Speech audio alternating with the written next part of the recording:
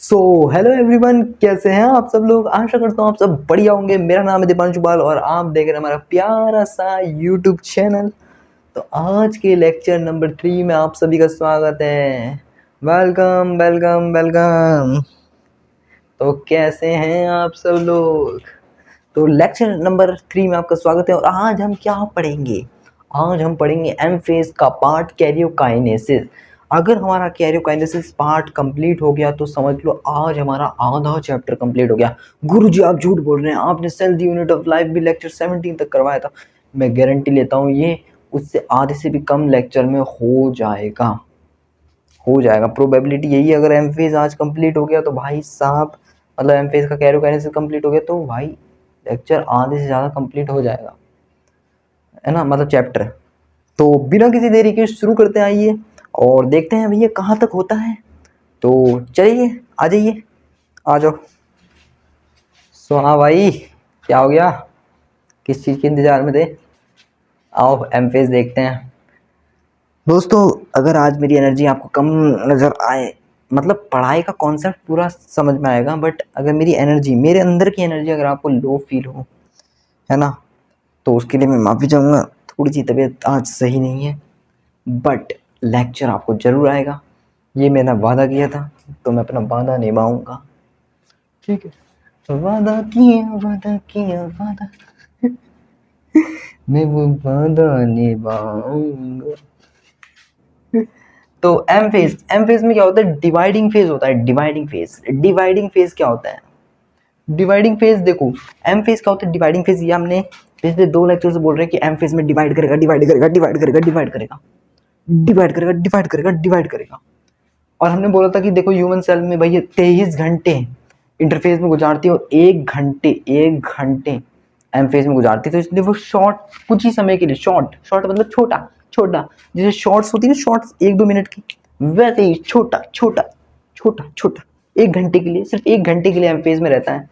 कि जैसे, अरे भाई जैसे वो नहीं होता कि आप स्कूल कितने घंटे के लिए जाते हैं। स्कूल आप जैसे ट्यूशन जाते हैं ना, आप 1-1.5 घंटे के लिए, आप ट्यूशन ऑफलाइन जाते होंगे तो 1-1.5 घंटे के लिए जाते होंगे, तो छोटा समय। और मैक्सिमम समय आप अपने घर में रहते हैं, है ना। तो 23 आवर्स आप अपने होम में और 1-1.5 घंटा आप ट्यूशन में। ऐसे तो होता है ना। इक्वेशनल डिवीजन मतलब 2 हिस्सों को बराबर में बांट देना। जैसे ये 2n थी तो ये भी 2n, ये भी 2n बने, है ना। देखो बराबर बांट दिया, बराबर बांटा, बराबर बटेगा। हमारी मांगे पूरी करो, मजदूर यूनियन जिंदाबाद, जिंदाबाद भाई जिंदाबाद। ऐसे होता ना। बट सरकार, सॉरी बोलना नहीं चाहिए इस टॉपिक पे, रहने दीजिए, बात काट देते हैं यहीं पे। छोड़ो छोड़ो छोड़ो, क्या बोल दिया मैंने। Chromosome number same in daughter and parent cell. दोस्तों अभी कुछ मैं पॉलिटिशियंस के बारे में बोलने वाला था, बट छोड़ो, रहने दो, ऐसे बोलना नहीं चाहिए।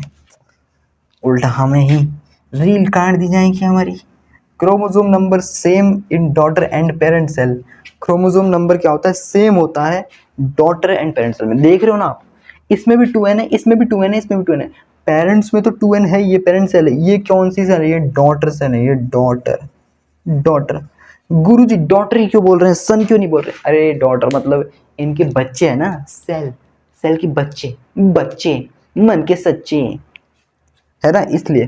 क्योंकि ये तो पेरेंट हो गए, पेरेंट माता पिता, माता पिता से तो आए प्री एग्जिस्टिंग सेल से। याद करो, cell the unit of life, ओमनी सेल्ला ई सेलुला, ओमनी सेल्ला ई सेल्ला। हमारी मांगे पूरी करो, मजदूर यूनियन जिंदाबाद।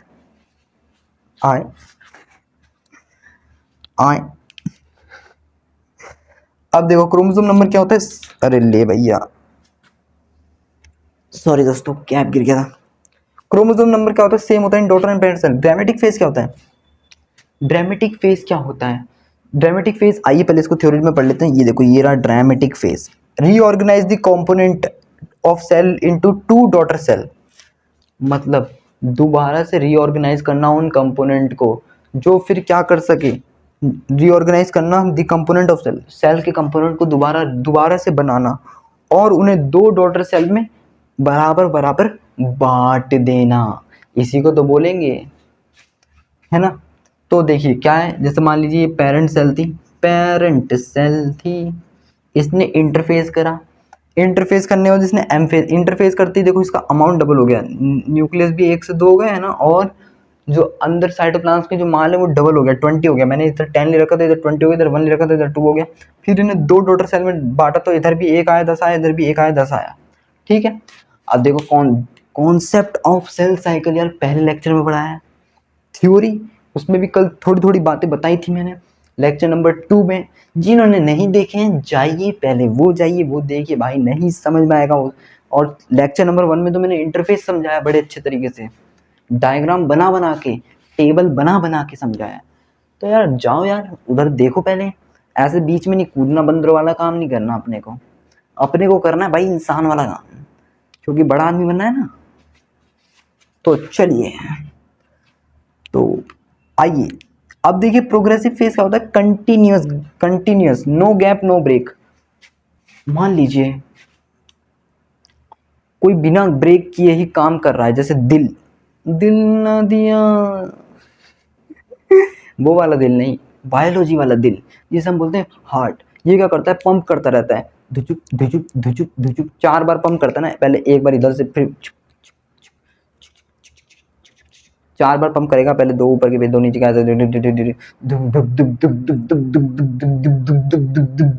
गुरुजी ट्रैक्टर चला रहे हो क्या? अपने यहाँ पे जब हाथ रखोगे तो आपको महसूस भी होगा कि दिल धक धक कर रहा है, मेरा जी धक धक करने लगा। भाइयों मैं मजाक करता हूँ, सिर्फ ये गानों को सीरियस ना ले लें, है ना, इट्स अ फनी वे। यार देखो पढ़ाई तो बोरिंग होती है, ये तो सबको पता है, बट उसको अगर मैं फन तरीके से समझा दूँ तो क्यों ना अच्छा लगेगा, है ना। तो देखो जिस तरीके से दिल बिना रुके काम करता है, क्योंकि अगर पता है ये रुक गया तो क्या होगा, सैया वैया छोड़ के टपक जाओगे, है ना, टपक जाओगे ना भाई। किसी का भी दिल रुका, हार्ट अटैक या कार्डियक अरेस्ट हो जाएगा, और भाई साहब वो ऊपर चल बसेगा और देखते ही देखते वो जुदा हो लेगा। तो उसी प्रकार से प्रोग्रेसिव फेज का भी मतलब है कंटिन्यूअस, बिना ब्रेक, मतलब ये ब्रेक नहीं लेता ना, ये ब्रेक लेने लगा तो फिर तो बेटा जिंदगी ब्रेक लग जाएगा, जिंदगी में हमेशा के लिए। ये ब्रेक ले लिया तो फिर ये ब्रेक लेता सिर्फ एक ही बार, जब जीवन का सार एकदम अंतिम अंतिम जगह पे आ जाता है, मतलब नाव का चप्पू अंतिम जगह पे आ चुका है, बस नाव या तो डूबेगी या नाव या तो उस पार पहुंचेगी। तो वैसे ही प्रोग्रेसिव फेज है, कंटिन्यूअस हो रहा है, नो गैप नो ब्रेक, ठीक है, कोई ब्रेक नहीं कोई गैप नहीं, जिसके कारण ये भी कंटिन्यूअस काम कर रहा है, जैसे हमारा हार्ट भी कंटिन्यूअस काम करता है। अब देखिए कैरियोकाइनेसिस, कैरियोकाइनेसिस में क्या होता है, कैरियोकाइनेसिस देखो कैरियोकाइनेसिस में क्या होता है, मैंने बोला था डिवीजन ऑफ न्यूक्लियस को बोलते हैं कैरियोकाइनेसिस। इसके अंदर 4 सब पार्ट आते हैं, प्रोफेज, मेटाफेज, एनाफेज, टीलोफेज। देखो प्रोफेज सबसे पहला आएगा, प्रोफेज, फिर मेटाफेज, फिर एनाफेज, फिर टीलोफेज, ठीक है। तो कौन कौन आता है, पहला प्रोफेज, मेटाफेज, एनाफेज, टीलोफेज, ठीक है। और ब्रेक बिटवीन डिफरेंट स्टेजेस, जब कैरियोकाइनेसिस कंप्लीट होने का, टीलोफेज के बाद कैरियोकाइनेसिस कंप्लीट हो जाएगा, फिर उसके बाद साइटोकाइनेसिस आएगा, तो इसके बीच में ना एक ब्रेक आता है, break between different stage of karyokinesis, है ना। अब भैया ब्रेक कैसे आ रहा है, ब्रेक जैसे आपके स्कूल में आता है, भैया कहाँ आता है ब्रेक, आपके स्कूल में आता है ना ब्रेक, वैसे ही उसको भी बोलते हैं। तो G1 S G2 prophase, metaphase, anaphase, telophase, then फिर साइटोकाइनेसिस। प्रोग्रेसिव फेज का मतलब ये है कि भैया बिना ब्रेक लिए काम कर रहा है, ठीक है, बिना ब्रेक लिए काम कर रहा है। बट कैरियोकाइनेसिस साइटोकाइनेसिस के बीच में एक ब्रेक आता है, जैसे आपके स्कूल में लंच ब्रेक होता है, वैसे ही इसमें भी एक ब्रेक आता है, बट इतना लंबा नहीं आता, ठीक है, okay. G1 S G2 prophase, metaphase, anaphase, telophase, cytokinesis. तो दोस्तों अब हम बढ़ते हैं अपने अगले टॉपिक की तरफ, चलिए शुरू करते हैं। तो आइए दोस्तों शुरू करते हैं हम अपना टॉपिक, जिसका नाम है प्रोफेज। प्रोफेज का मतलब होता है पीरो पीरो पीरो पीरो पार्टी पीरो पापी। जैसे वो फ्री फायर पबजी में होता है ना, प्रो बंदा और प्रो खेल रहा पट सैड शॉट, ऐसे कुछ होता था ना, बचपन में खेला था यार, अब मन नहीं करता, अब बकवास लगता है सब। बचपन में खेला था लॉकडाउन के समय ऐसे। अब नहीं। तो वही पिरो पिरो पिरो पिरो। अब बायोलॉजी में आता है पीरोफेज, पीरोफेज, पीरोफेज, एक आता है अर्ली प्रोफेज जो पैदाइशी प्रो बंदा होता है, एक आता है लेट प्रोफेज जो पहले नूब होता है फिर प्रो बनता है, फिर अल्ट्रा प्रो बनता है, फिर प्रो मैक्स बन जाता है ना। तो अर्ली प्रोफेज में क्या होता है, देखिए ये न्यूक्लियर मेम्ब्रेन है। अब देखिए ये न्यूक्लियर, ये तो भाई देखो सेल है, सेल के अंदर ये न्यूक्लियर मेम्ब्रेन है। अब ये न्यूक्लियर मेम्ब्रेन के अंदर ना आपको क्रोमोसोम की ना डीकंडेंस वाली फॉर्म दिख रही है। देखो यहाँ पे पैकेजिंग ज़्यादा यहाँ पे फैले हुए हैं, तो ये एक तरीके से क्रोमेटिन भी मान सकते हो तो मैंने, है ना। अब देखिए अर्ली प्रोफेज में क्या होता है, इनिशिएशन कंडेंसेशन ऑफ क्रोमोसोम। इसमें ये मान लीजिए क्रोमेटिन है क्योंकि ये डीकंडेंस फॉर्म में है। तो शुरुआत में अर्ली प्रोफेज में क्या होगा, condensation of chromosomal material. Chromosomal material का क्या होगा, कंडेंसेशन। ऐसे ऐसे दोस्तों, ऐसे दिख रहा हूँ ना मैं दिख रहा हूँ, ये देखो कंडेंसेशन हो गया। तू तो मित्र लेस कंडेंस होता है शुरुआत में, तो ये लेस कंडेंस्ड होता है। Number of coil in DNA कम होता है, ठीक है। ये मोर कंडेंस्ड होता है, इसमें मोर number of coils in DNA होता है, ठीक है दोस्तों। और एक और चीज लिख सकते हो कि इसकी लेंथ क्या होती है, ज़्यादा होती है। इसकी लेंथ क्या होती है, ज़्यादा होती है। और इसकी लेंथ क्या होती है, कम होती है क्रोमोसोम की, क्योंकि क्रोमेटिन है। क्रोमेटिन क्या होगा, लंबा। भाई कपड़ों को ताई, कपड़े बिना ताई के पड़े रहेंगे तो मतलब कपड़ों को जब फोल्ड नहीं करोगे, वो बिना ताई लगाए, जिसे अरे ताई लगाना ही तो बोलते हैं ना, कपड़ों की ताई लगा दो, है ना। तो जब कपड़ों की ताई नहीं लगाओगे तो कपड़े ऐसे पड़े रहेंगे, ऐसे। और जब कपड़ों की ताई लगा दोगे, कपड़ों की ताई, तो ये देखिए कपड़ों की ताई लग चुकी है, ठीक है ना। तो जब ताई लगा दोगे तो भैया उनकी लेंथ क्रोमोसोम की तो घटेगी ना। देखो यहाँ पे कितने अच्छे से पैक है, यहाँ पे देखो ऐसे फैले पड़े हैं, ऐसे ऐसे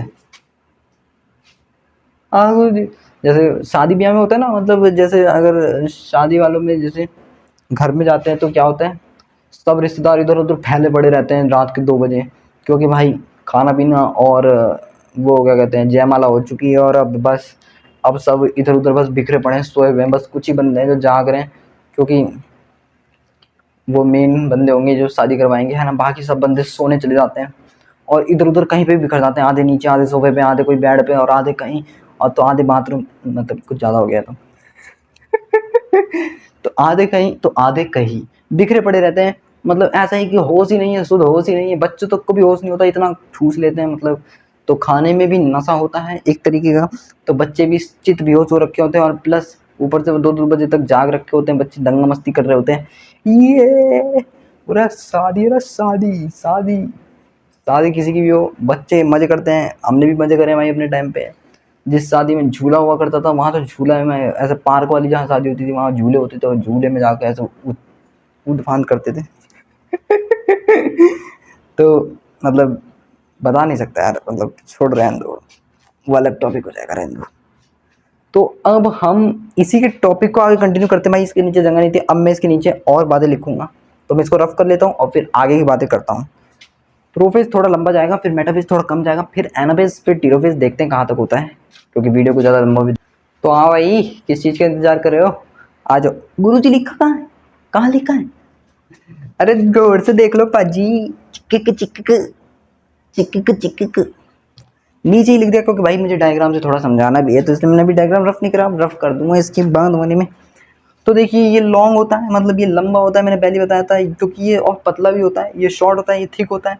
देखो इसको हमने क्रोमेटिन बोलेंगे, क्योंकि भैया जो लंबी चीज़ होगी वो क्रोमेटिन ही होगी, ये देख लिया। और जब मैंने इसको लपेट दिया ऐसे करके, तो मैंने इसकी बना दी ताई, तो ये क्या बन जाएगा, क्रोमोसोम। इसकी विजिबिलिटी कम होगी भैया, पतली चीज़ दूर से नहीं दिखेगी, मोटी चीज़ दूर से जल्दी दिख जाएगी।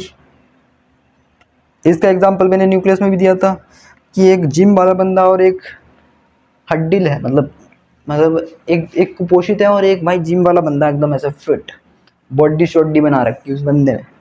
तो भाई सबकी नज़र पहले किस पे जाएगी, और भाई बड़ा बढ़िया देख रहा है किसी बॉडी बना रखी इस लड़के ने, तो सबकी नज़र उस पर जाएगी, और सबकी नज़र उस वो दोनों वहीं से जा रहे हैं, सेम रास्ते से जा रहे हैं और सेम टाइम पे जा रहे हैं, बट सबसे पहले नज़र लोगों की इस पे जाएगी जिसने बॉडी बना रखी है।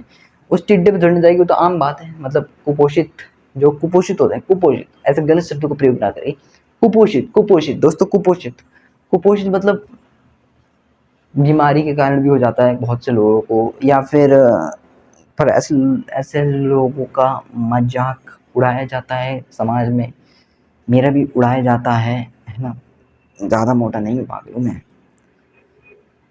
पहले तो और पतला था तो मेरा मजाक और ज़्यादा उड़ाया जाता था कि हड्डल है हड्डल, हड्डल है हड्डल, क्या खाता है तू।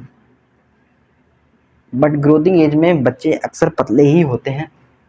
जब उनकी ग्रोथ रुक जाती है तब वो थोड़े हेल्दी होने लगते हैं, और जिम जाते हैं तो वो अपनी बॉडी खुद ब खुद बनाते रहते हैं, वो तो बात अलग है। बट अगर नेचुरली देखें तो जब तक ग्रोथ रहती है, ग्रोथिंग एज रहती है, भाई बच्चा पतला ही रहेगा, आप उसे मोटा नहीं कर सकते जानबूझ के, क्योंकि उसकी अभी जो न्यूट्रिएंट्स हैं वो बोन्स में लगेंगे, ना कि उसकी मसल्स में। मसल्स में बाद में लगते हैं जब वो उसकी ग्रोथ रुक जाती है। अब ठीक है, अब मसल्स में, अब उसके मसल्स में लगेगा, जिससे वो थोड़ा हेल्दी नज़र में आएगा आपको, है ना। तो वही बात है। तो भैया जो अच्छा बॉडी वाला होगा वो भैया जल्दी दिखेगा, है ना, उसकी विजिबिलिटी मोर होगी, इसकी विजिबिलिटी लेस होगी। डिस्टिंक्ट, इसकी डिस्टिंक्ट लेस होती है ना, इसकी डिस्टिंक्ट मोर होती है। मतलब इसका मतलब भी वही विजिबिलिटी से ही है कि ये जल्दी ही दिख जाएंगे और ये नहीं दिखेंगे। डीएनए इंटरवाइन, इसमें डीएनए ना लिपटा हुआ थोड़ा ज़्यादा होता है, देखे ना कैसे लिपटा पड़ा गुद गुद गुद गुद ज़्यादा होता है। इसमें डीएनए इंटरवाइन लेस होता है, ठीक है। इसमें डीएनए टेंगल, डीएनए ना उलझा हुआ होता है। आपने वो तार वाली लीड देखी है, तार वाली लीड, तार वाली लीड, लीड जैसे वो 100 रुपये की जो आती है, तार तार वाली लीड, 100 रुपये की, 50 रुपये की जो भी आती है ना, कहीं पे मिल जाती है, रोड साइड भी मिल जाएगी। जैसे आप कहीं रास्ते में जा रहे हैं बस उसमें, तब भी वहाँ पे भी तार वाली लीड मिल जाती है। आजकल मानता हूँ ब्लूटूथ का ज़माना है, बट तार वाली लीड का ही एक अलग ही माहौल होता था। तो हमने भी यूज़ करी तार वाली लीड। अब तार वाली लीड में एक वो देखते थे ना कि अगर तार वाली लीड को ऐसे लपेट के रख देते थे जेब उब में तो उलझ जाती थी, उलझ, फिर उसको सुलझा सुलझा के खोलना पड़ता था। अरे अरे इलझ गई, इलझ गई। आजकल ब्लूटूथ वाले में क्या है, डब्बी में धरा, डब्बी से निकाला, कान में ठूसा, अरे, है ना। तो ये डीएनए टेंगल्ड है। अब इसी को मान लो डब्बी वाली लीड है, तो ये डीएनए अनटेंगल्ड हो गया यहाँ पे, ठीक है।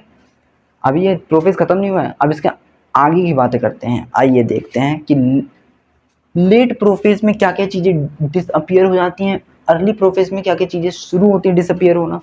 तो आइए चलिए। तो हाँ भाई, किस चीज़ का इंतज़ार कर रहे हो, आ जाओ, चलो चलो चलो चलो, प्रोफेज देख लेते हैं। Nucleolus, nuclear membrane, Golgi body, ER, ये अर्ली प्रोफेज में डिसअपियर होना स्टार्ट कर देते हैं, डिसअपियरिंग होना। लेट प्रोफेज में डिसअपियर हो जाते हैं, मतलब ये गायब हो जाते हैं। मान लो ये धीरे धीरे कैमरे से गायब होना स्टार्ट करेगा अर्ली प्रोफेज में, और लेट प्रोफेज तक आते आते ही गायब हो चुका है। अब आपको दिख रहा है, नहीं दिख रहा, पर मुझे तो दिख रहा है, क्योंकि मैं तो स्क्रीन के इस पार हूँ, है ना। कैमरे के इस पार मतलब मैं स्क्रीन के इस पार, और आप स्क्रीन के उस पार, तो आपको उतना ही दिखेगा जितना मैं दिखाना चाहता हूँ। सेंट्रोजोम एंड सेंट्रियोल, जितना मैं बस ये बोर्ड दिखाना चाहता हूँ बस उतना ही आपको ये दिख पाएगा। Centrosome, centriole. सेंट्रोजोम क्या होता है, start moving towards opposite pole. आपको मैंने वहाँ पे कुछ ऐसे स्ट्रक्चर दिखाए थे, ऐसे से, जो स्टार्ट होके ना यहाँ पे आ रहा था, देखा था आपने, जिसपे से एस्टर रे भी चिपक रही थी। अभी पिछले ही स्ट्रक्चर में देखना आप, start moving towards opposite pole, ये रिचर्ड पहुंच जाता है अपोजिट पोल पे। मतलब ये ऐसे चलना शुरू करेगा, देखो ऐसे था, ये ऐसे था, ऐसे धीरे धीरे धीरे धीरे ऐसे एक एक एक वहीं पे रहेगा, एक पहुंच के नीचे पहुंच जाएगा, इसके जस्ट नीचे नीचे, ठीक है। ऐसे घूम के नीचे को तरफ आएगा। ये देखो एल एल टाइप के जो स्ट्रक्चर थे वो सेंट्रोजोम थे। सेंट्रोजोम नहीं पता है तो सेल यूनिट ऑफ लाइफ में जाए, वहाँ पे लेक्चर देखें, सेंट्रोजोम मिल जाएगा आपको, है ना। स्पिंडल फाइबर, स्पिंडल फाइबर क्या थे, देखो स्पिंडल फाइबर लेट प्रोफेज में दिखे थे आपको, अर्ली प्रोफेज में नहीं दिखे थे। Formation occur do not touch chromosome. Aster ray क्या होता है, एस्टर रे देखो, दो एस्टर रे स्पिंडल फाइबर से अटैच थे और माइटोटिक एपरेटस बना रहे थे। और ये लाइन एस्टर रे के लिए नहीं है, देखो वन क्रोमोसोम, एक क्रोमोसोम में दो chromatid connected by two centromere. एक क्रोमोसोम में जो दो क्रोमेटिड होती है उन्हें कनेक्टेड करते हैं बाय सेंट्रोमियर से, किससे, सेंट्रोमियर से। तो दोस्तों आज के लिए इतना ही रखते हैं, क्योंकि मेरी तबीयत और बिगड़ती जा रही है, तो उसके लिए मैं माफ़ी चाहूँगा। हालांकि ये 20 मिनट्स का लेक्चर रिकॉर्ड हो चुका है, तो 20 मिनट्स या 15 से 20 मिनट्स का अप्रोक्स हो चुका है रिकॉर्ड। तो मेटाफेज, एनाफेज, टीलोफेज हम कल कर लेंगे, कोई बात नहीं, ठीक है। आज के लिए इतना ही रखते हैं दोस्तों, मुझे माफ़ कर दीजिएगा। मैं सोच कर तो यही आया था कि टीलोफेज नहीं तो मेटाफेज, एनाफेज तक तो हो ही जाए, बट कोई बात नहीं, होता रहता है ऐसे कभी कभार। तो मिलते हैं दोस्तों अगले लेक्चर में, है ना। इसका नाम लेक्चर नंबर 4 होगा, ठीक है। और जिसने चैनल को यार शेयर नहीं करा है अपने एक मित्र के संग शेयर जरूर करना, ठीक है।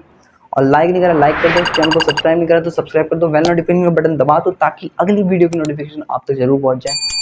और टेलीग्राम पे अब लिंक एक्टिवेट हो चुकी है, उस पर लिंक पे क्लिक करें आप डायरेक्ट, अगर आपका टेलीग्राम डाउनलोड है तो रीडायरेक्ट हो जाएंगे, नहीं तो क्रोम पे टेलीग्राम खुल जाएगा उस पर रीडायरेक्ट हो जाएंगे आप। और आप चैनल आएगा नाम डीबी भैया से, उसको फॉलो कर लें, उसमें आपको मिलेंगे फ्री नोट्स जी, फ्री नोट्स, है ना। जो भी लेक्चर पढ़ाता हूँ उस लेक्चर के, हालांकि नोट्स 1-2 दिन बाद अपलोड होते हैं बट हो जाते हैं बिल्कुल साफ़ सुथरे। तो मिलते हैं दोस्तों अगले लेक्चर में फिर किसी वीडियो में, तब तक के लिए अपना ध्यान रखें, हंसते रहें, मुस्कुराते रहें, पढ़ते रहें, एंड तब तक के लिए थैंक यू सो मच।